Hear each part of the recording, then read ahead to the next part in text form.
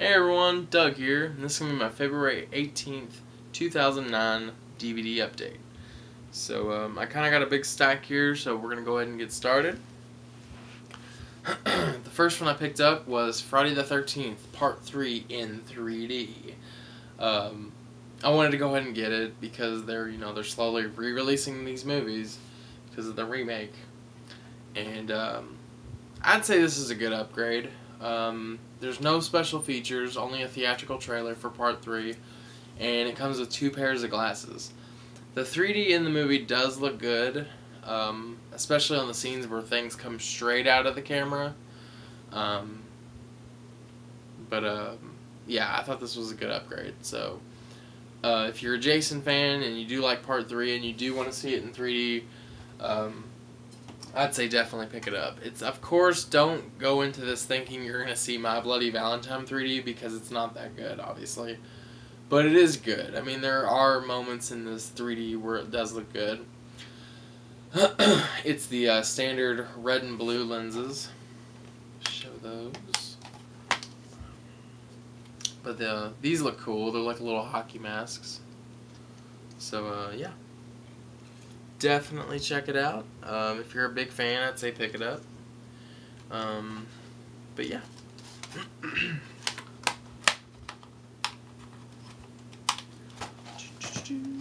The next one I picked up from Meyer for $5.99. The director of Silence of the Lambs, The Manchurian Candidate. Starring Denzel Washington, Meryl Streep, and Liv Schreiber. I remember when this movie was coming out, I wanted to see it. It looked good. And I know it's a remake, I believe, and I haven't seen that version either. But it stars Meryl Streep, and I love Meryl Streep. This is, I guess, a special edition because it has a lot of stuff on it. But people, if you have seen this movie, let me know what y'all thought. The next one I got again at Myers for $3.99. Stephen King's Maximum Overdrive. Anchor Bay originally had this on DVD. This is Trinity Home Entertainment. I know the Anchor Bay DVD is discontinued, I believe, and it actually goes for a lot of money. But yeah. This is just Trinity Home Entertainment. But it comes in 5.1 anamorphic widescreen, and it has a theatrical trailer. So, I think that's everything that the Anchor Bay version had, so I guess that's good, especially for $3.99. The next one I picked up from FYE, and I believe this is discontinued, and I was actually shocked that when I saw it, I was like, oh my god, they have it. So I went ahead and picked it up, and that's Scarecrows. It came out in 1988, and it's basically about killer scarecrows. After a band of ex-military criminals pulls off a multi-million-dollar heist, they hop aboard a plane headed for Mexico. But when one of their own betrays them, they give chase and find themselves stranded in a field of scarecrows with only an abandoned farmhouse nearby. As the night sets in, the real nightmare begins when the men discover the reason the farmhouse is empty, and that those who thought they were the hunters are now being the hunted by an unimaginable malevolent force. It's basically about killer scarecrows, and I've read a lot of good reviews for it. I did like it, but I thought it was a little campy with its... I think it was... I don't know if it was just the acting or if it was just the dialogue or both. But I wasn't expecting that because a lot of the reviews talk about how scary and how atmospheric this movie is. So that no one ever really commented on the kind of cheesy, campy dialogue and acting. But I don't know. It was good, and I'd say recommend it. So, everyone, check it out. But I know you can view the trailer on YouTube. A movie that is hated by a lot of people for some reason. I have never hated this movie. but it is Super Mario Brothers, the movie. I know it's not like the game, and maybe that's why people hate this so much, because it wasn't like anything to do with the game. I mean, the name's about, you know, the only thing it's about anything close to the game. But for what it is, it's campy as hell, it's cheesy, and I've always liked it. So, Super Mario Brothers. These next two I got from FYE, Bookie Music. That's where I got Super Mario Brothers, was FYE. This is part of the Soul Cinema collection from MGM, and it's Pam Grier in Coffy. Black exploitation at its best, 1973. This is one of Quentin Tarantino's favorites. It says by him, Coffy couldn't be better. It's one of the most entertaining movies ever made. Quentin Tarantino.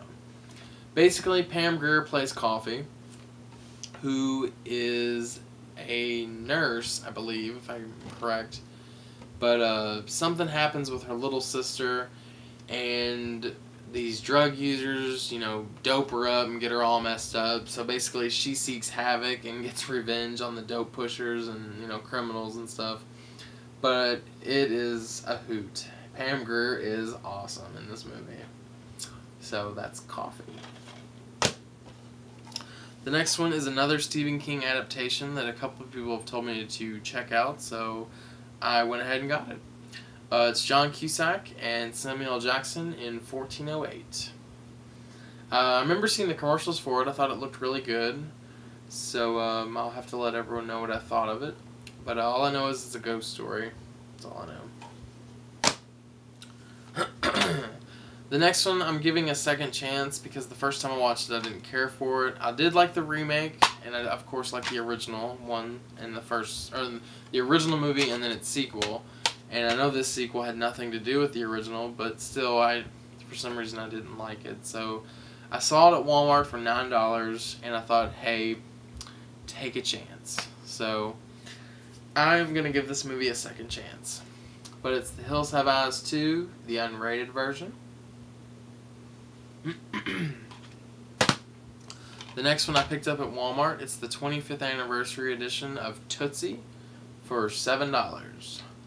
Again, an American classic, but haven't seen it. It's one of my mom's favorites. She's always liked it, but I have never seen it. The next one I picked up is Dario Argento's Opera. It's basically a takeoff of The Phantom of the Opera. A young opera singer, an up-and-coming singer with an obsessed person,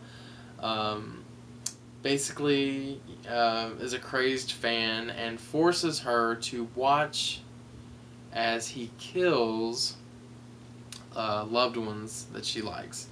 And every time that he does this, he always tapes her mouth shut, ties her up, and I have a really weird thing with eyes.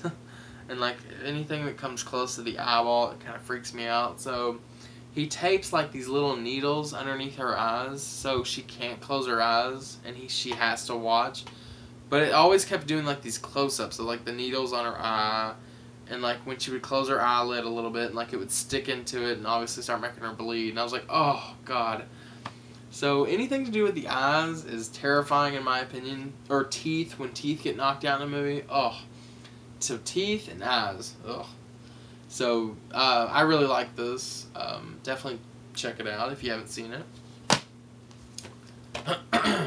The next one is The Alphabet Killer from director of Wrong Turn, Rob Schmidt, starring Eliza Dushku.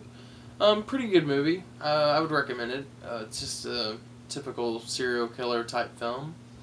Eliza Dushku plays an obsessive cop or detective who becomes infatuated, and she can kind of signal and contact dead people. It's kind of weird. But it says it's based on a true story. I don't know if that's true or not. And the last DVD I picked up was David Lynch's Mulholland Drive. I love Naomi Watts. She was amazing in this movie. I don't fully understand this movie, but I think that's the beauty of David Lynch. You're not supposed to. You know, make up your own assumptions on his films. But, yeah. This was $9.99 at Borders, so I went ahead and got it.